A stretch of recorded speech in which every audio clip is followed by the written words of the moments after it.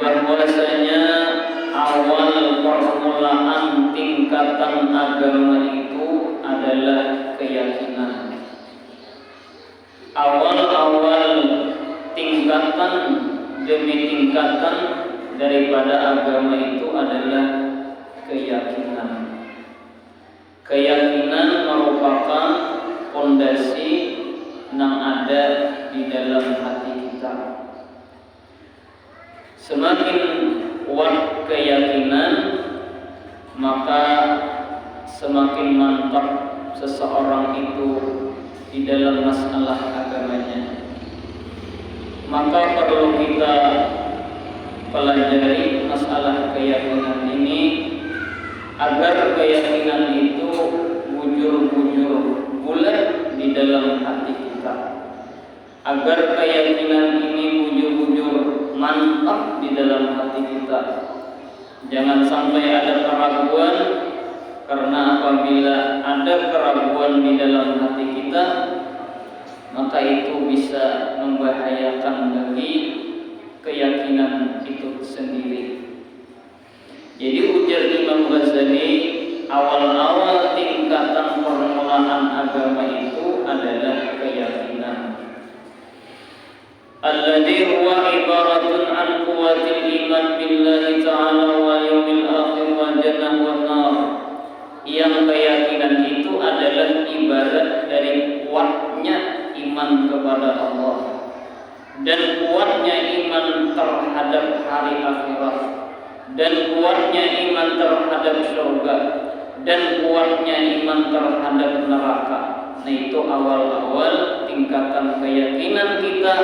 Nang bujur-bujur kita mentapakan, kita yakin bahwasanya Allah Ta'ala itu ada. Kita percaya dengan Allah dan kita yakin kiamat akan terjadi nanti, dan kita yakin surga sudah ada, dan kita yakin neraka sudah ada. Nah, itu ujar Imam Ghazali, pertama-tama keyakinan kita tentang masalah itu. Artinya apa? Bujur-bujur bulat Allah Ta'ala itu ada. Allah Ta'ala itu dekat. Allah Ta'ala itu selalu memeriksa lawan kita. Allah Ta'ala itu selalu mengintai-intai kepada kita. Nah, itu keyakinan. Inya yakin benar, merasa benar bahwasanya selalu diawasi oleh Allah.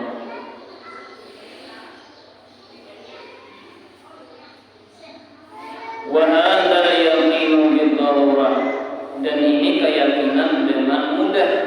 Nah, mudahnya kita meyakinkan Allah Ta'ala itu ada, mudah.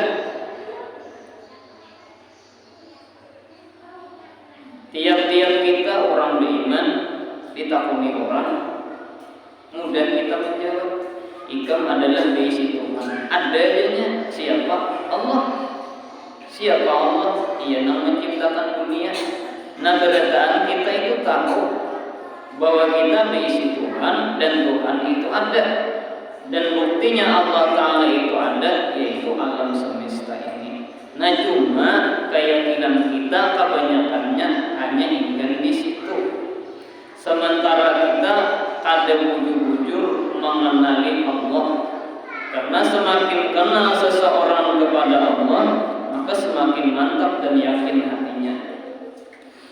Lalu orang itu belajar tentang sifat Allah, sifat jamalnya Allah, sifat ketuhanan, sifat jalalnya Tuhan. Lalu semakin mantap dan kuat keyakinannya tentang adanya Allah Ta'ala itu. Kadang sekadar tahu Allah Ta'ala itu ada dan Allah itu menciptakan alam dunia, selesai. Nah itu keyakinan darurat ngarannya, artinya keyakinan yang lebih mudah. Nah sementara kita disuruh supaya keyakinan ini semakin mantap dan semakin mantap. Dan mantapnya keyakinan itu tidak lain adalah dengan memperdalami tentang Allah Subhanahu wa Ta'ala, tentang mengenali Allah. Semakin kenal maka semakin pinandu, semakin tahu Allah Ta'ala itu hebat. Semakin kenal semakin tahu Allah Ta'ala itu hebat. Itu Allah. Lamun kita kebiasaan manusia ini makin kenal, makin kada banyak kehebatan yang diketahui. Nah berbeda dengan Allah. Kalau Allah itu makin kita ketahui makin hebat, makin kita ketahui makin bertambah hebat, dan bahkan kada habis-habisnya, makin hebat, makin hebat, makin hebat. Maka oleh sebab itu tingkat keyakinan berbeda-beda. Ada yang keyakinannya itu luar biasa, ada lagi yang tinggi daripada itu. Nah jangan sampai kita itu ragu-ragu. Nah itu jangan sampai ragu-ragu, karena ragu-ragu itu membahayakan. Wa hadzal yakin, dan ini adalah keyakinan yang mudah. Kalau orang kita ditakuni orang itu percayalah ada malaikat, percaya aja mudah, ada lagi. Tapi kalau ditakuni kayak malaikat itu, bagaimana malaikat itu, lalu ia memperdalami kayak apa malaikat itu diciptakan daripada nur misalnya. Malaikat itu ada pernah bosan-bosan beribadah misalnya. Malaikat itu ada keambih-ambihan beribadah. Semakin kenal, lalu semakin yakin dengan keberadaan malaikat itu. Kiamat kayak itu juga, kaji masalah kiamat, masalah surga kayak itu juga. Jadi semakin mengkaji dan memperdalami, maka akan semakin kuat keyakinan tentang masalah itu. Yuhayyul khawfa minan nar wa raja'a bil jannah, membangkitkan dia akan rasa takut daripada neraka dan membangkitkan dia bagi mengharap surga. Orang yang berisi keyakinan, maka timbul di dalam hatinya takutan, maka timbul di dalam hatinya mengharap. Nah itu buat hasil daripada orang yang yakin. Orang ini misalnya berisi keyakinan di dalam hati, maka keyakinan itu akan membangkitkan takut di dalam hati, akan membangkitkan pengharapan yang besar kepada Allah. Nah itu yakin. Semakin besar yakinnya, semakin takut. Semakin besar yakinnya, semakin mengharap ia kepada Allah.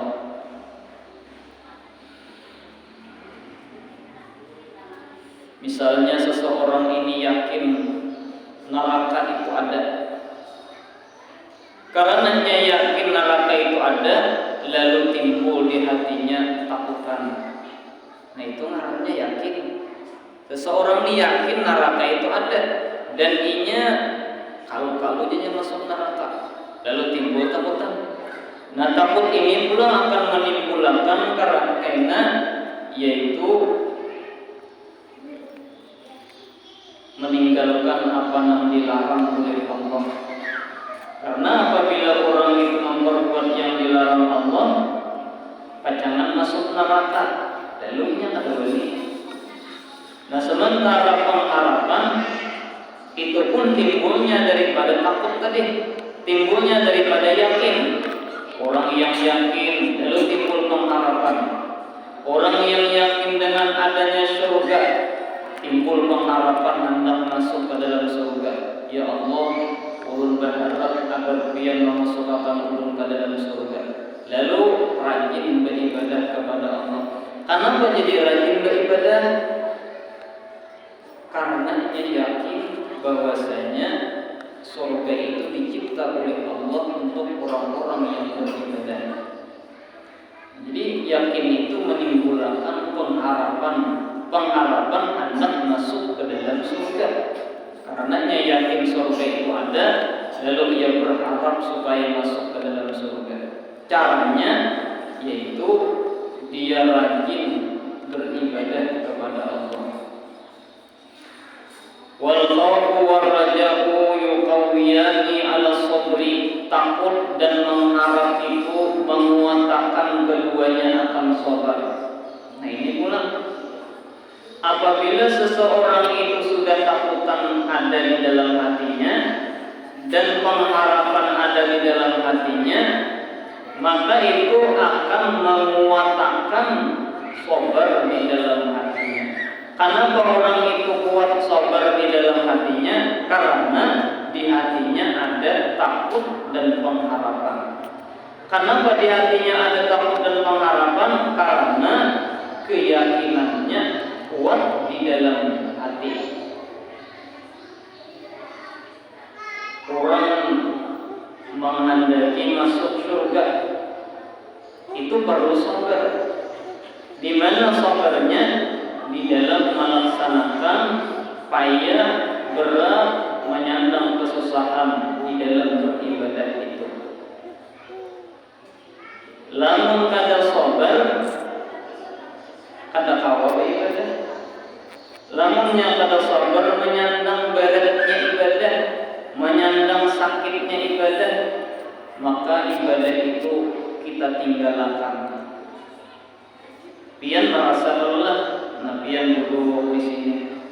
Jangannya pian kada sabar, pian kada sanggup duduk di sini. Menjelapang duduk lawas, baik berikan, lampah duduk baik kada usah ke sini.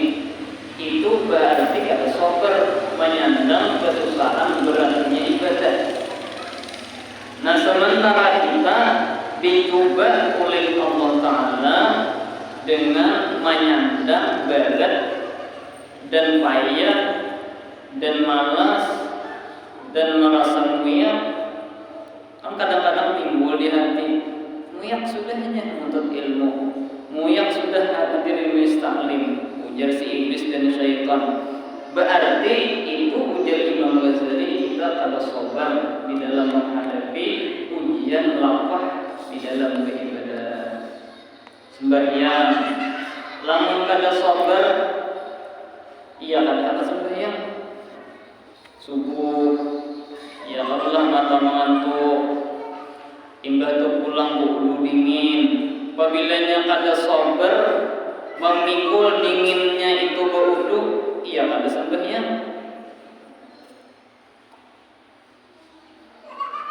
Bapak dia perai subuhnya sembahyang.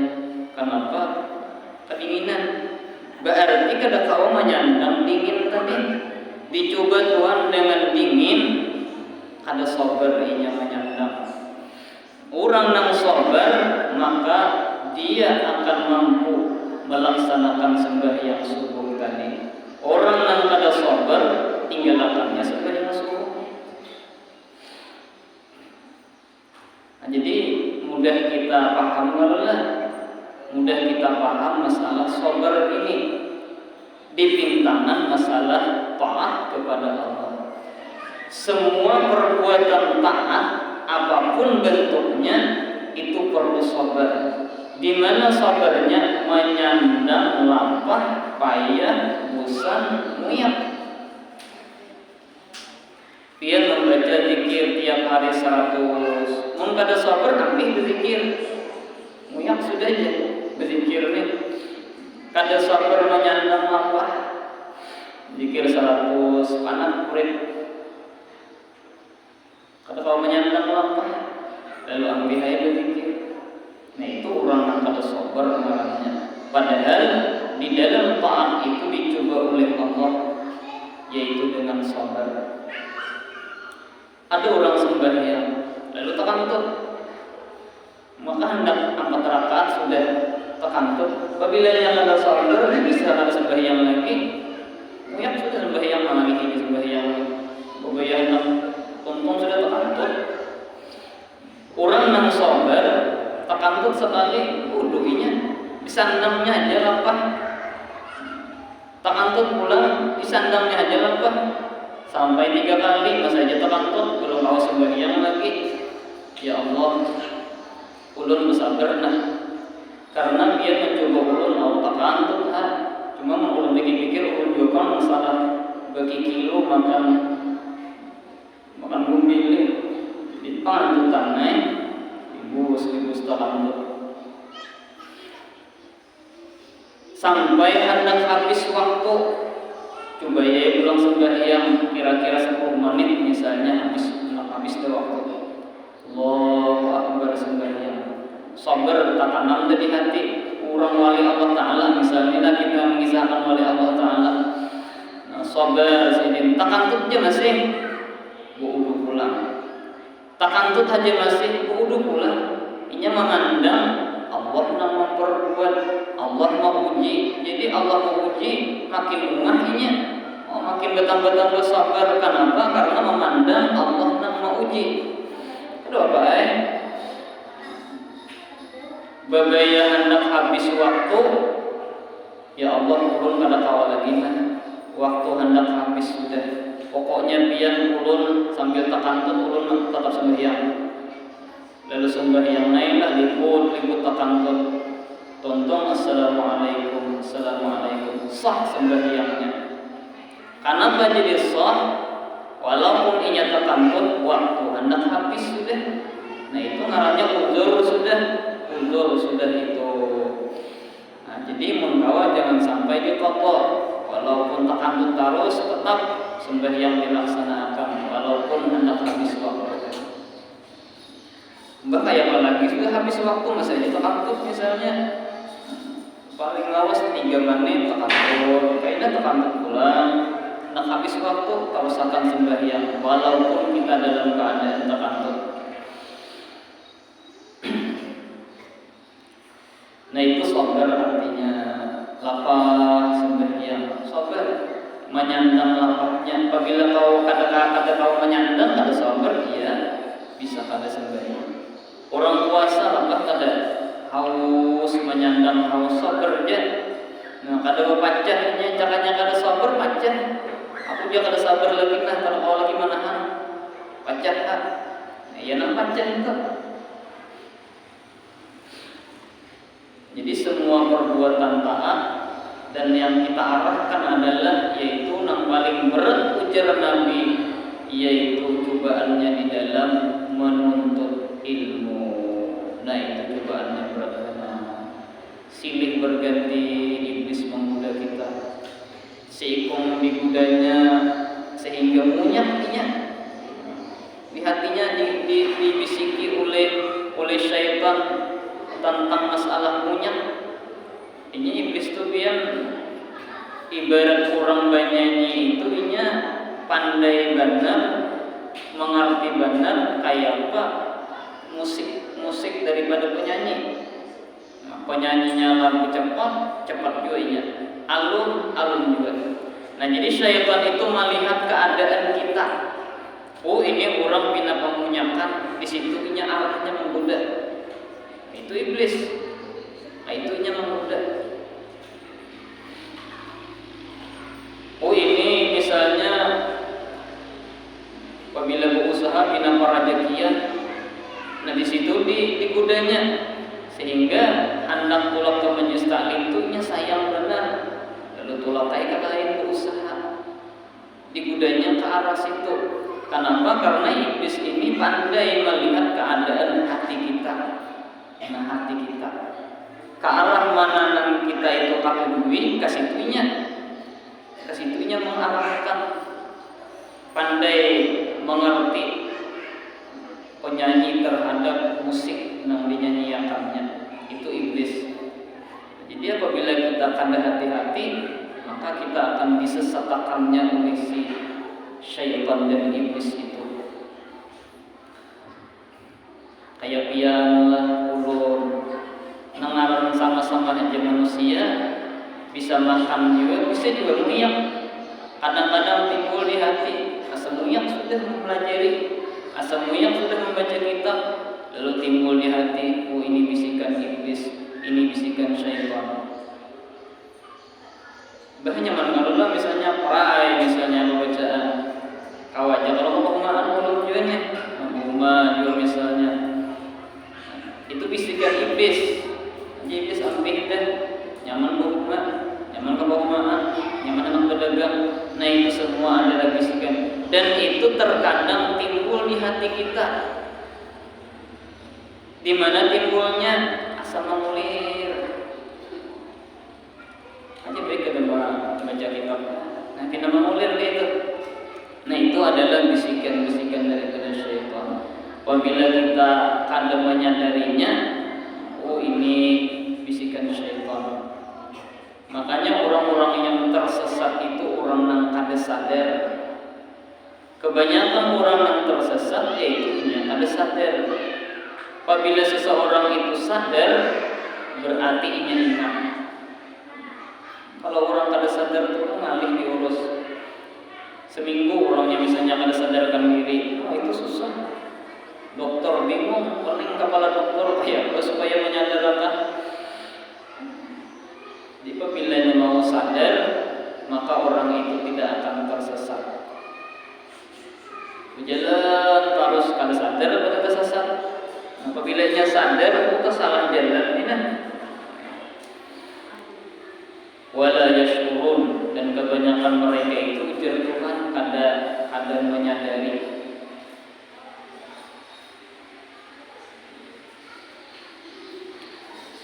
Nah jadi kita lihat diri kita ini ke arah taat di sini. Taat itu perlu kesabaran. Dan orang yang takut dengan neraka, dia perlu sabar di dalam meninggalkan larangan-larangan Allah yang diperhiasi dengan kenikmatan dan kesenangan dunia. Sama aja juga masalah larangan-larangan Allah. Apabila kita sabar, ya tagawi. Apabila sabar, maka larangan Allah itu kada tagawi. Karena jadi orang itu melakukan dosa, inya kada sabar. Itu jadi jawabannya. Kenapa dia memperbuat dosa ketujuh? Kenapa aku ini ketujuh berbuat dosa? Jawabannya kada sabar. Arti kada sabar, kada kawa manahani. Contoh nang rancak kejadian kita di kampung kita, misal pian misalnya hendak nukar baju, nukar kakamban, nukar endrok, lalu ujar lagi dia duitnya pas-pasan. Mun nukar amnya nukar baju beres kada kawan nukar. Apabila kada nukar baju beres kawan menukar. Urang nang sabar inggih pun ulun kada usah nukar baju, asal beres menukar. Ujar beginian nang karaing tukar akan ulun baju beres tukar. Baju ditukar, beres ditukar, duitnya di mana? Berhutang dulu. Ini orang kada sabar, kada sabar caranya.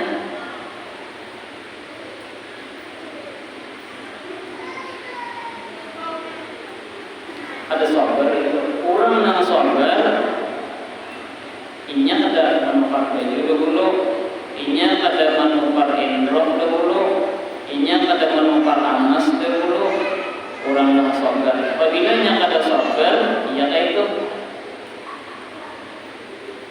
Pokoknya biar tukarakan ulun baju. Barangnya hutang kada dulu.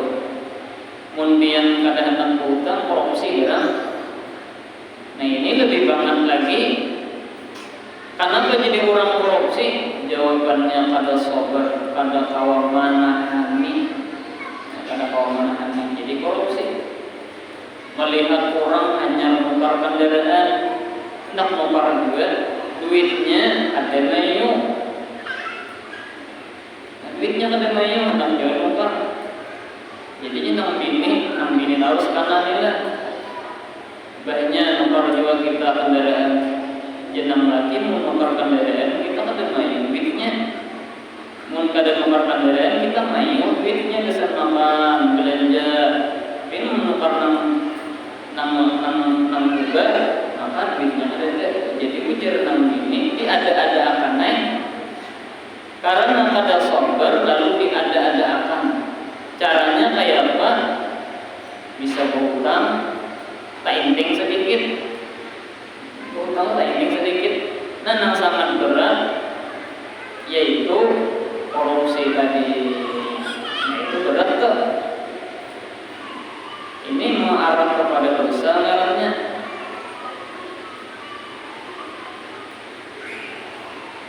Orang yang kada sabar pasti orang itu memperbuat dosa. Pasti ada tahan. Melihat tapi hanya menukar hati juga duitnya ada mayu. Nah, lamunnya duitnya mayu lagihan, itu kada jadi masalah namanya. Kada jadi masalah. Nukar baju hanyar nak keluar nih.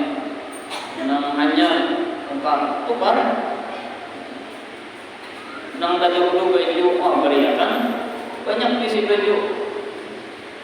Itu bagus saja kan jadi masalah. Duitnya ada, duit seorang pulang. Ada mencuntang amun lagi, duit seorang juga. Baju nukar misalnya namanya habis ada yang keluar nukar, ada jadi masalah. Nang jadi permasalahan ini yaitu duitnya ada. Nah itu jadi permasalahan di dalam agama. Arti permasalahan apa?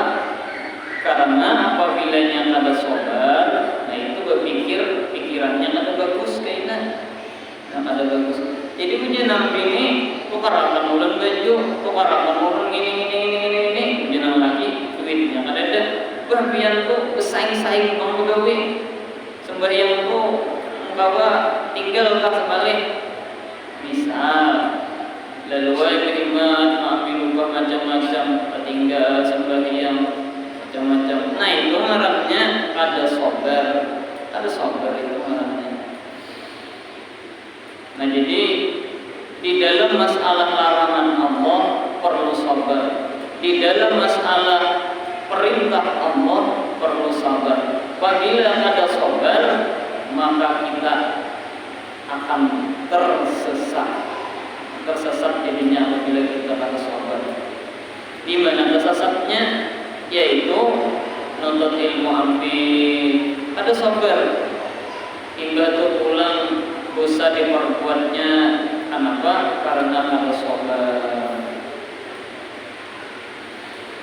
Fa innal jannata qad kufat bil makarihi, maka bahwasanya surga itu dikelilingi dengan sesuatu yang tiada disukai oleh nafsu. Surga itu dikelilingi sesuatu nang nafsu itu katuju. Maka bahwasanya surga itu dikelilingi dengan sesuatu yang tiada disukai oleh nafsu. Jadi surga itu hingga surga itu dikelilingi dengan sesuatu nang kita kada ketuju. Ini Nabi kita sudah mengadakan sembahyang, cakanya awak ada dari sembahyangan. Jadi surga itu dikelilingi sembahyang dulu. Cara bahasa kitanya di iga surga itu ada sembahyang. Hendak masuk ke surga sembahyang dulu. Nafsu kita kada tujuh apa sembahyang. Apalagi nang kayak tadi, sumat tekanton. Dikelilingi oleh puasa. Surga itu dikelilingi oleh puasa. Siapa nang ketujuh lawan puasa? Dan nang ketujuhnya lawan puasa. Lapar. Makanya puasa itu hukumnya wajib. Apa arti wajib? Dipaksa. Kita tuh dipaksa dulu hanya puasa. Seandainya puasa Ramadan itu kada wajib, sembahyang itu kada wajib, banyak yang kada puasa, banyak yang kada sembahyang. Kenapa jadi puasa wajib? Kenapa jadi sembahyang wajib? Kenapa jadi berzakat wajib? Jangannya kada wajib, banyak yang kada berzakat. Nang diwajibkan ini banyak juga nang kada memperbuat, apalagi kada diwajibkan. Zakat nafsu kita kada ketujuh. Maka orang yang masuk surga ini inya harus melawani sesuatu yang kada dikatujuinya. Surga itu dikelilingi dengan sesuatu yang kada dikatujui.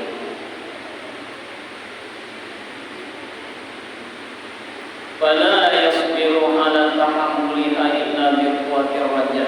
Maka tiada sabar pada memikul sesuatu yang tiada disukai itu melainkan dengan kuatnya harapan. Dia apabila kuat harapan seseorang, maka dia akan mampu memikul beban daripada sesuatu yang tidak disukai oleh nafsu. Kenapa jadi orang itu sembahyang, puasa, zakat, pengharapannya kuat.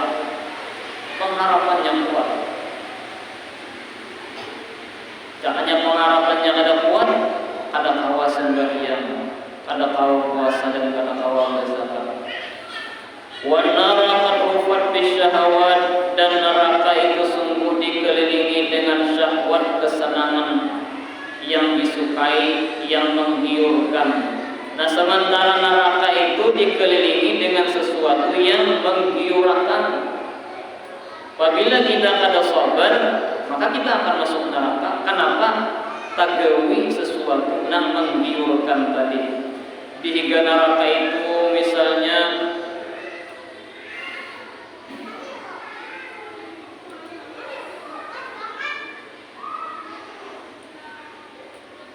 dikelilingi dengan sesuatu yang disukai. Apa yang kita sukai? Ya kada sembahyang kita ketujuh, ada puasa kita ketujuh, mengambil ampun orang kita ketujuh. Jangannya mengambil ampun orang tuh kada berdosa, banyak yang mencintang. Cuma karena berdosa lalu kada nih. Dan yang diharamkan itu pun banyak aja yang menggawi, apalagi kada diharamkan. Berzina, nyaman karulah selingkuh nih.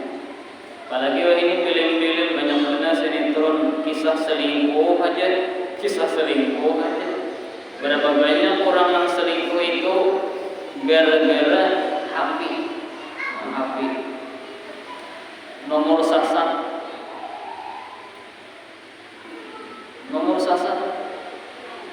itu kebanyakannya terjadinya keselingkuhan tadi. Orang yang berzina itu syahwat yang disukai. Apabila yang ada sabar tagawi, apabila yang tagawi ancaman Allah yaitu neraka tadi. Kita menjadi narancam apa jalan apa barang jadi. Kita menempatkannya. Lalu batai nampakan ni hanya tahu kawan kayak ini kita gawin kebenjar misal aja bangla misal. Nah itu ngarannya sesuatu yang dikelilingi dengan syahwat kesenangan. Apabila dia sabar, maka ada menggawi sesuatu yang dilarang oleh Allah. Maka tiada sabar, tiada mampu mampu untuk mencegahnya melainkan dengan kuatnya takut. Orang yang kuat takutnya terhadap neraka, maka dia tercegah berbuat dosa. Nah, jadi nanti kita kuatakan takut. Apabila seseorang itu takut, maka tercegah dia daripada memperbuat dosa.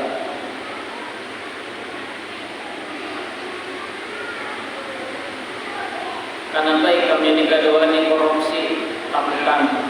Itu kan jawabannya, karena takutnya ada di hati, lalu kadawani. Karena baik kami digada 4 orang berzina, takutannya karena bahaya zina itu sangat luar biasa misalnya.